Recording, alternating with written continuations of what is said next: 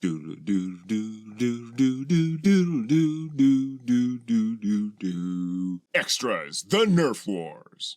Greetings, I'm Demonac. Welcome to Extras, the Nerf Wars, Season 1.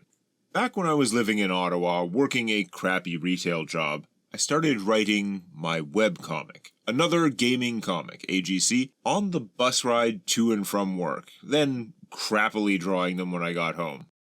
At some point, I realized that, ugly as they were, I couldn't keep making a 4-panel comic every weekday, so I slowed down to 3 a week, and at some point 2 a week, and it kept getting slower and slower. But somewhere in there, I started taking notes from the actual D&D campaign my roommate was GMing, the legendarily hostile RPG campaign, which would eventually become the Nerf Wars.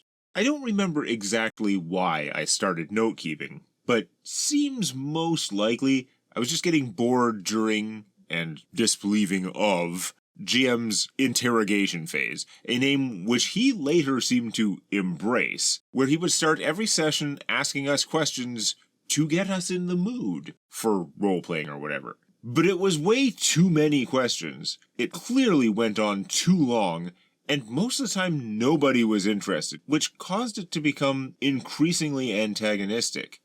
And the policy of, interrogation will get worse until morale improves, worked about as well as you would expect. I'm assuming boredom during this procedure was the impetus for my note-taking, since the first couple sessions' notes were basically only that part, and my scribbled records fell off once we started actually playing D&D. I used those notes to write up a blog post on LiveJournal, and in the process decided that might be something fun and easy to start doing.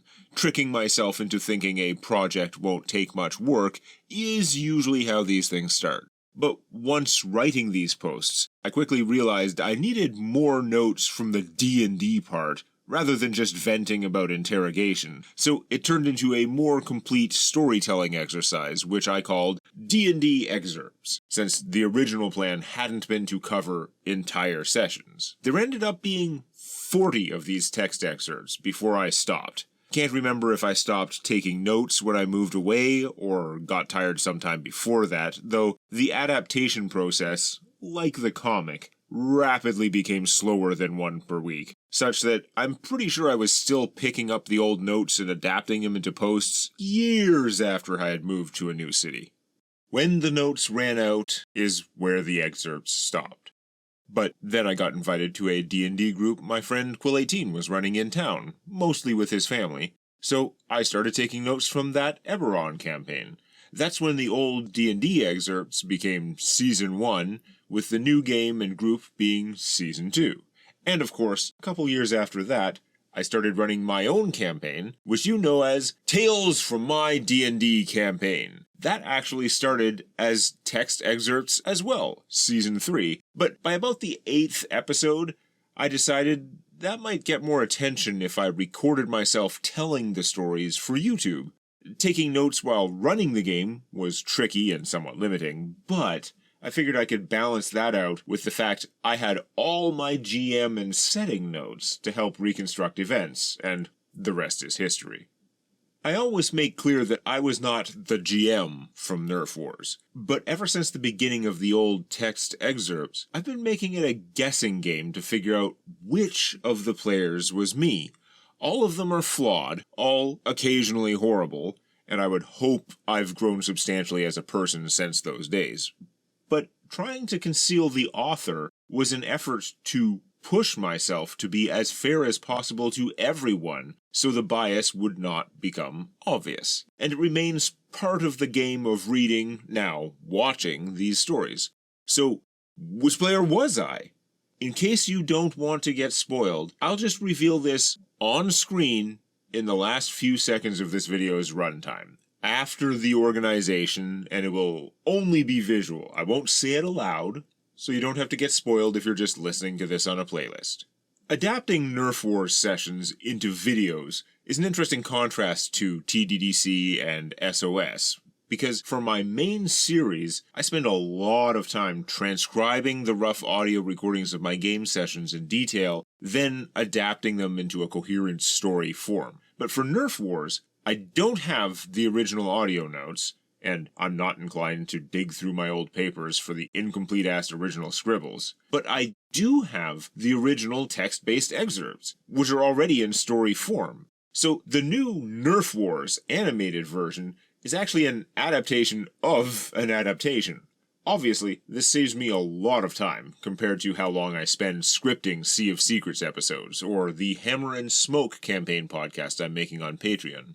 But it's not as easy as it sounds, because the old D&D excerpts were made in HTML, full of sidebars and tables, many of which don't fit well into a cohesive story. Weird asides, like my fake Hitchhiker's Guide to the Galaxy segments, and worse, one of my time-saving ideas, which worked well enough at the time, was to boil down many of the battles into a battle in point form, as I called it.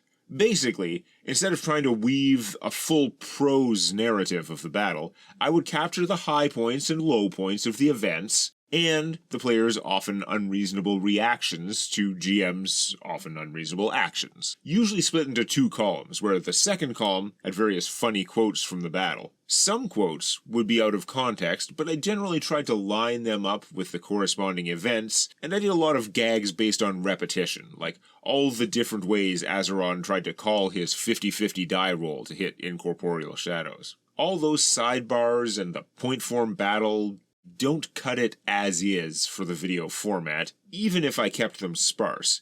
Not covering every action or every turn in the combat encounter, I still needed to write connective tissue for the video's narration, and to weave those isolated quotes back in and figure out which sidebars I could fit into the narrative and which were too long, meandering, or off-topic to include.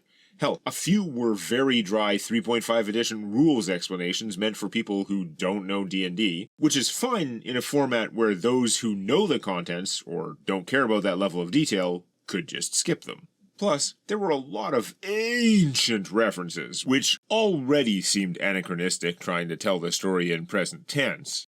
But now, decades later, many of the references have fallen into true irrelevance and needed to either be cut or anachronistically updated for the more modern world, where 5th edition has already .5'd itself, and movies which had just come out are older than many members of the audience. All this to say, scripting is still faster, being more than half done by prehistoric me, but each one still takes a bunch of work.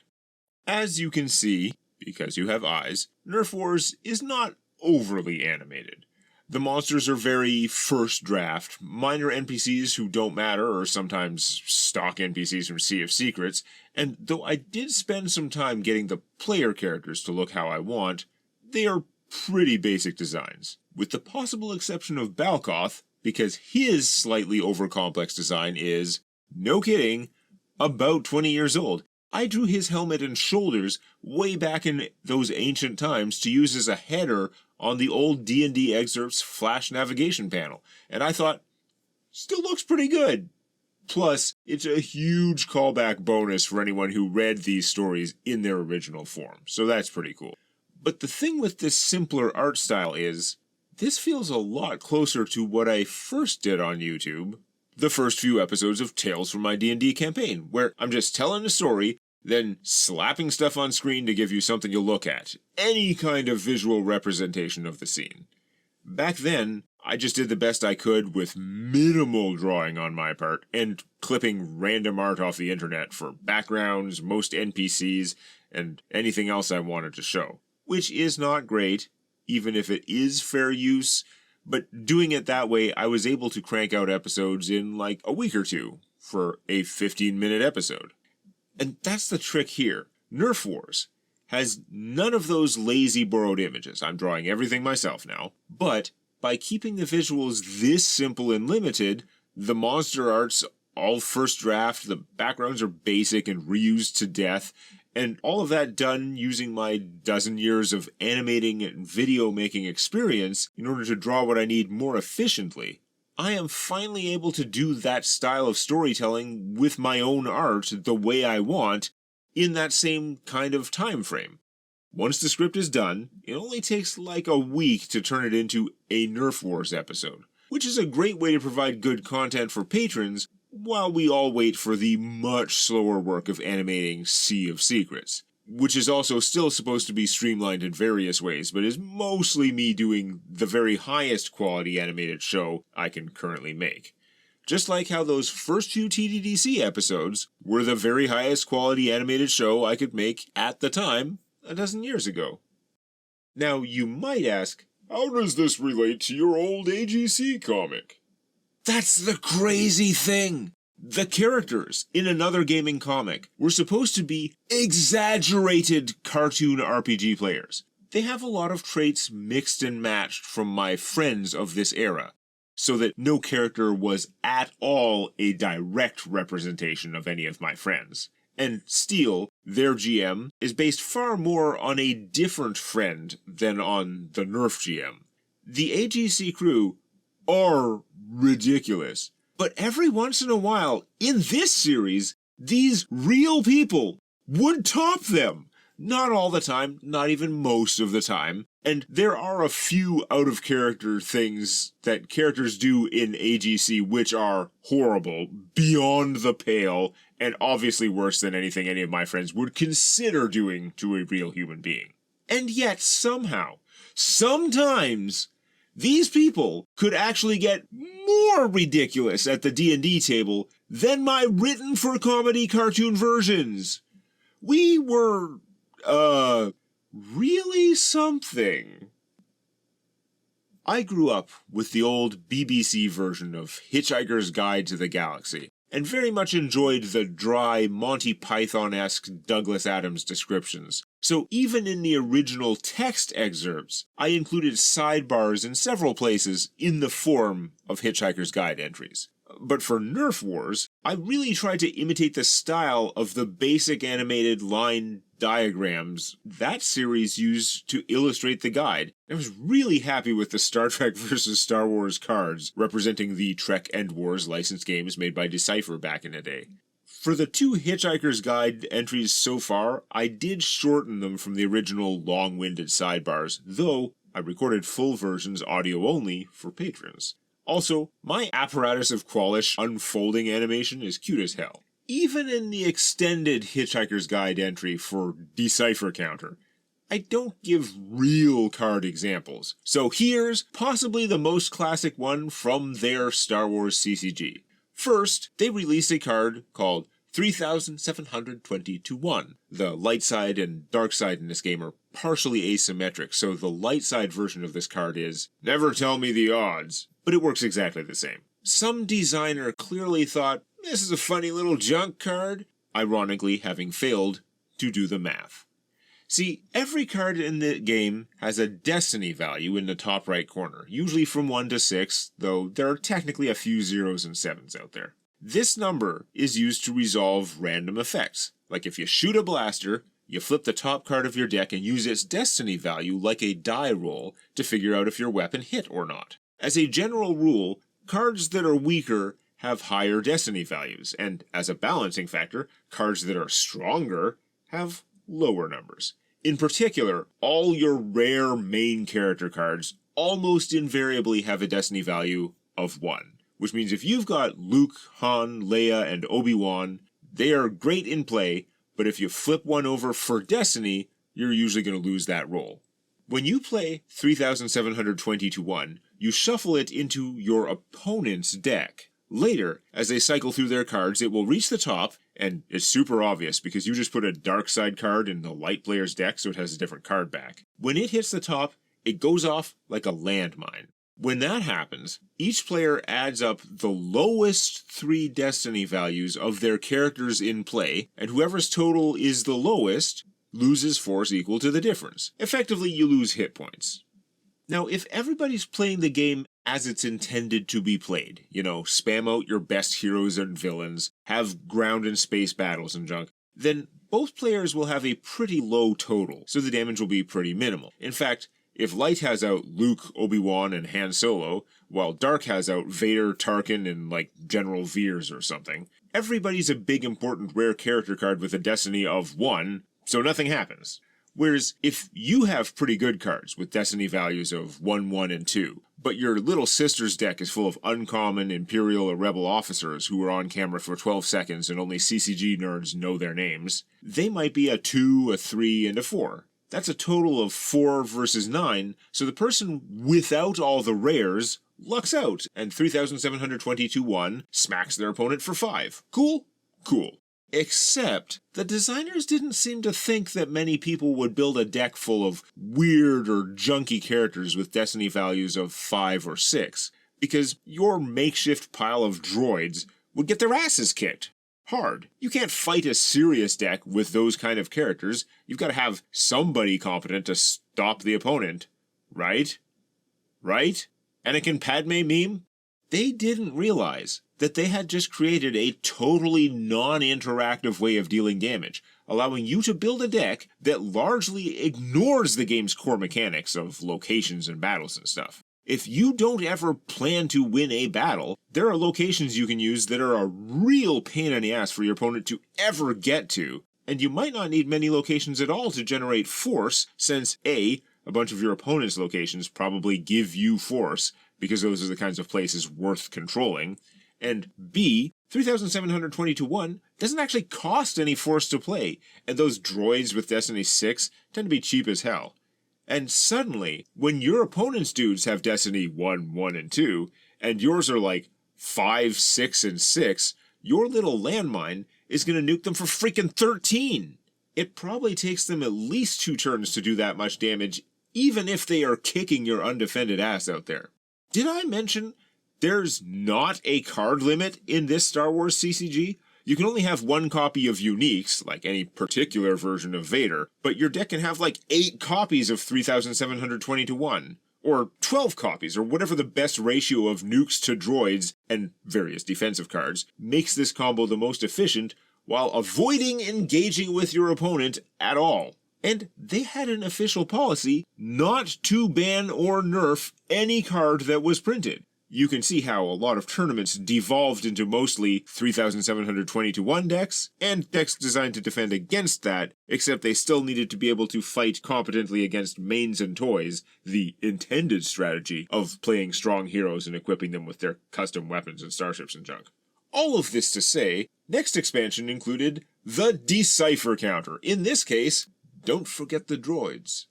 If you have this card in your hand when 3,720-1 is either played or revealed, you play this to counter it.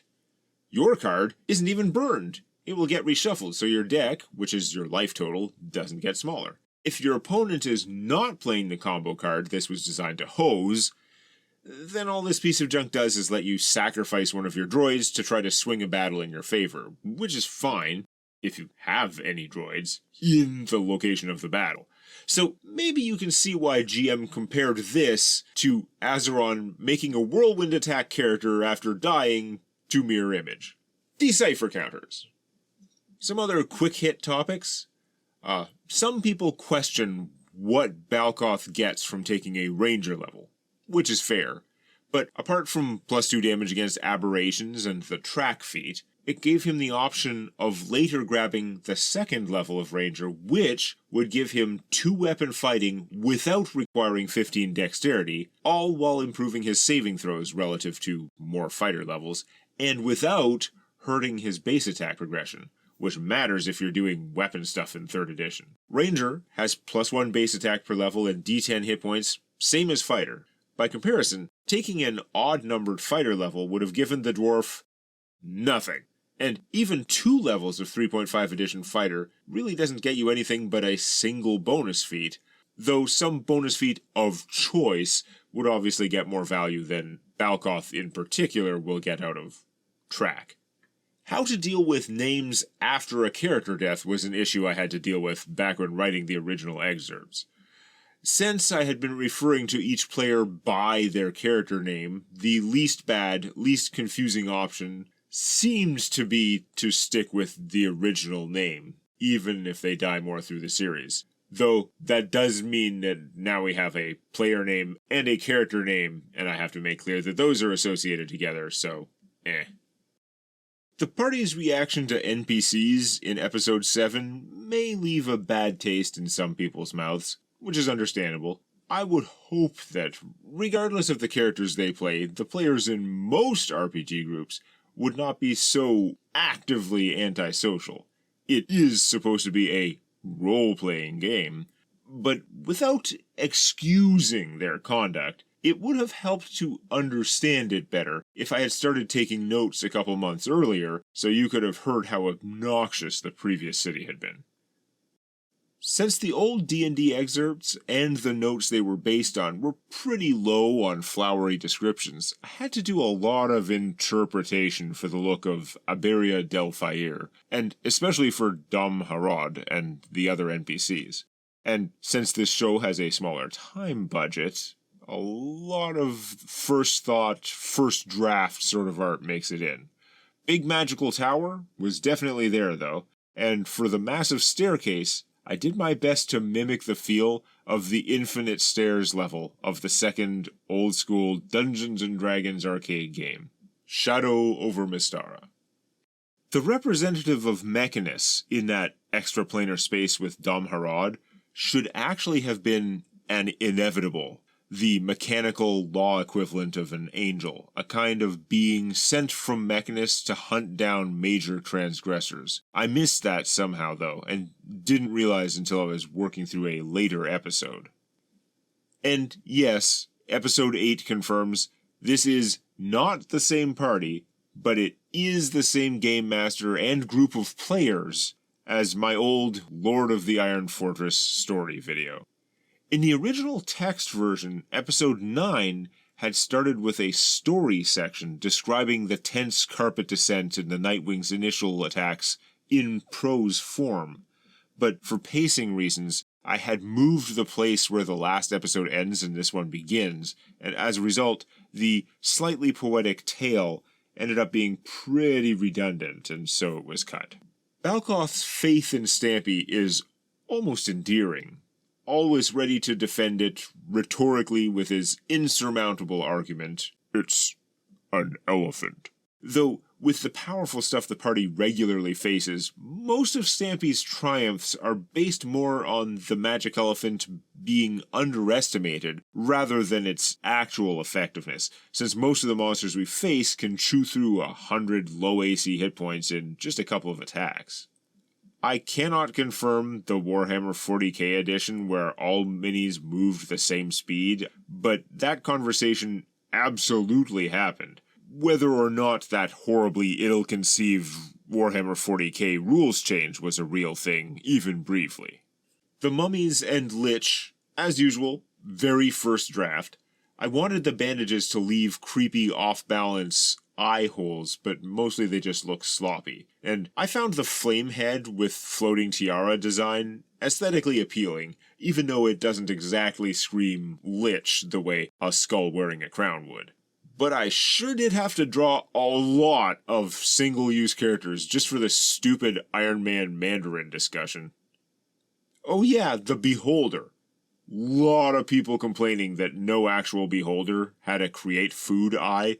Apparently that was some lesser Beholderkin monster, a monster like a Gauth or similar, that looks like a smaller Beholder with fewer eyes. I do like doing fake David Attenborough, though. My fantastic Patreon patrons get extras videos about a week early so that I can answer some of their questions in this final video on YouTube, where I read the questions out in random, sometimes ridiculous voices. Like this. Arthur D. Gonzalez Martin asked, "So, is there any crossover between the Nerf Wars and TDDC SOS casts? Do you still talk to any of the Nerf Wars players?" Nope. I am the only bridge between TDDC and the Nerf Wars crew. Though Quill18 did know Nerf GM, and maybe one of the other players a bit, and I'm pretty sure he had played D&D with GM and I, at least a bit on other occasions. But Quill had nothing to do with this campaign. Can't blame any of this on him. And alas, no, I have fallen out of touch with these people pretty hard after I moved out of Ottawa. James Gassick asked, So, episode 3 is like, okay, so I have an NPC show up to convince the PCs to leave the dungeon. They're like, you know what, we'll leave the dungeon. Wait, I'm inexplicably racist against tieflings, so if you want to leave peacefully, you have to leave your rogue behind. How was this not going to be a combat encounter? LOL. My analysis is that GM sent an NPC to fight us, but he told us to leave for RP story purposes, create some intrigue. The normal human response is to tell the NPC to nerf off, and this party even more so. But GM miscalculated how few nerfs we gave about this temple in the middle of the desert. And since dungeon crawl through this temple was what GM had planned, he panicked when we, somewhat unintentionally, called his bluff, and he sought to turn it back into the fight it was always supposed to be. That's how I read the events. Bessie asked, I don't get the vampire monk threat. Don't monks suck in 3.5? Largely, yes. But A, GM really wants to make monks work for some reason. B, vampires have a lot of defenses, and mid-level monks have a lot of defenses, so it would be annoying. C, vampires have much higher stats than player characters, which monks benefit from a lot. And they have some nasty on-hit abilities, like level drain, though the SRD says that's only once per round, which is not how I remember it. Plus, if they grapple you, they can drain your con. Arguably, it's the same theory as why Kuatoa monks, called monitors, are dangerous despite being monks. Because 3.5 KT have huge natural armor and an insane +4 wisdom. Huge advantages over, say, an elf or human monk. Of course, +4 wisdom is even better used for a whiz-based full caster, which probably explains why their society is run by the priests. Anyway, it's just another of his villainous schemes, which he holds off until we're high enough level for it to be fair, at which point usually we crush whatever it is. Bessie also asked, Obligatory. Are those demons they fight supposed to be green? For those who don't know, I'm very colorblind. My color perception is a little, or a lot, off. Kind of all around the color wheel. To the point that in AGC, my old gaming comic, the players all had green skin for about 100 strips till somebody pointed it out. And after that, Nuclear Dan's brown hair was still mostly green for another 100 strips. Nowadays, I look up hex codes for human tones and hair. But as for the demons here, they're demons. They're mostly just supposed to look unnatural. I don't remember exactly what I was going for, but for demons, I wasn't that worried about getting a color reference searching a hex code. Baroli asked, Actually, dwarves don't get proficiency with the Dwarven waraxe. They treat it as a martial weapon, which is identical for Balkoth. But if someone wrote, I don't know, a webcomic with 4 Dwarven clerics, none of them would be proficient with Dwarven waraxes. This is what I get for trying to switch another gaming comic from its fictional hybrid D&D edition to an actual existing game system halfway through. With the old fictional RPG edition, nobody could question the fiddly rules BS. Joe Richter asked, What was GM's point with the whole "would you die to save a party member" conversation? That seemed to go nowhere. My 2 answers to that are, A, what is the point of the interrogation phase anyway? B, I think he was trying to foment dissent, but framed as a getting to know your characters question, because he knew Omit's answer would go over poorly with Balkoth. Honestly, I kept trying to separate that section out of the episode 5 script, maybe split it off as an outtakesy sort of video, but that conversation led into the last of his race joke, which led into the quest to unlock dwarves as a playable race, and gets referenced later on, and I didn't want to cut all those bits.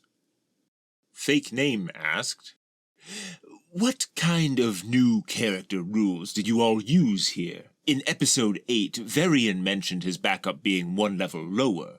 Azeron has died like 10 times or something. Is he like level 3 here? Was it that serious at one point, but made lighter? Is he still a level behind?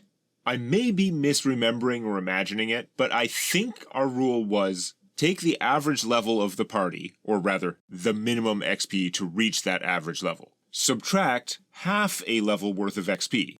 Not half the XP, half of what it took to gain that most recent level. Then add back the XP from the fight in which you died. So, at the rate we're going, Azeron's always going to be the last one to level up, but never going to be far behind. I'm not sure it's mathematically impossible for him to be 2 levels down, but it would be really unlikely. Rill asked, I'm surprised Donner didn't object to the wasteful spending on non-combat outfits. Was it because he considered it a long-term investment? I suppose it isn't like illusionary clothing would have fooled the carpet for multiple weeks. I'm pretty sure Donner's purpose, RP-wise, is to try to enforce the kind of social norms that adventurers, especially our group, normally ignore because they are inefficient. So, from that point of view, asking our heroes to dress properly for high society actually fits pretty well. News-wise, my dad's out of the hospital, but that means I've been driving back and forth to his city, staying at his place for 2 nights a week to help out with the stuff he can't do anymore. I can't really animate or record when I'm there, so what work I can squeeze in is at the scripting level, hopefully keeping Nerf Wars and Hammer and Smoke moving through the pipeline. Then, I get back home and scramble to get done as much as I can on SOS number 8, which is definitely coming along, but, of course, as always, not as quickly as I'd like. This is an episode I really need to get right. Anyway, if you're enjoying Nerf Wars, please like and share the episodes, or you could support me on Patreon and get the episodes as they come out instead of waiting for the next batch of 10 late in the year. Patrons should get episode 13 very soon. After all, the only reason I can keep this stuff going, the reason I make enough to live on while releasing most of my content free on YouTube, is due to the generous support of my Patreon patrons. Especially Aether Mordew, Administrator Orange, Andrew Drake, Alberio, Oust, Aurelius, Bedamir, Bessie, Brethren, Conlin, Bulk, Captain Rook, Timon, Darkwood, Dragonloot, Draugr, Ecker Thalion, Earl of Sanguine, Fey Crossroads, Fireborn, Fright Knight, Gorefiend, General M.O., Gregor Draws, Gator Island, 9, Hakoon, Lieutenant Red, Lonito, Lord Aben, Malison Desh, Mars Project, MG3D, Norgren, OI1, Pedrig of Rooney, Overlord Thor, Pontus, Quackers, Rex, Ramar Ulfist, Skyter 97, Rewoot, Stand the Man, Starfall, Cygax, Tembu and June, Toshiro 7, Volkfang, Valis, Woodley, Zombie, and Warsaw, the members of the organization.